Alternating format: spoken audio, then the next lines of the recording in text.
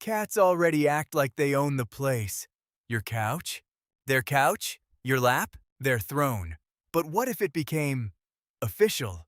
Today, cats run everything, the government, the laws, even your chair, especially your chair. Forget elections. No ballots, no speeches, no debates. You win by sitting first. First cat to sit in the chair becomes president. That's it. Democracy is over. New law. All boxes belong to cats. Big box, small box, any box, you bought it. They own it now. New law. Your seat is now their seat.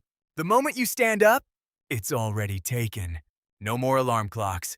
You wake up at 5 a.m. anyway, because a paw's on your face. Breakfast is not optional. The bowl must be full, or the staring begins. Jobs still exist. They've just changed a little. New job title, professional lap warmer. Another popular role, senior mouse thrower. And of course, full-time can opener. Promotions are based on one thing. How full is the bowl? But one law confuses everyone the most. The red dot law. When a red dot appears on the wall, everything stops. The whole government pauses. Papers fly. Chairs tip over. Nobody knows where it comes from. Nobody ever will. Here's the problem, though. Nothing gets done. Important papers? Napped on. Big red buttons? Sat on. Critical meetings? Cancelled. There was a sunny spot on the floor. Priorities. Cities slow to a crawl.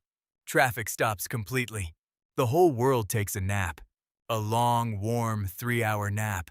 But here's the surprising part. People actually like it. No rush, no noise, no pointless meetings, just quiet afternoons. And somehow, everyone is less stressed. Maybe cats had it figured out all along. Slow down, rest when you need to. Don't stress the small stuff. They've been running the show this whole time, quietly, comfortably, from your lap. So, would you vote for a cat president? Drop your answer in the comments. Like this video if you'd vote yes. Subscribe to CAPY and Company for more. See you in the next one.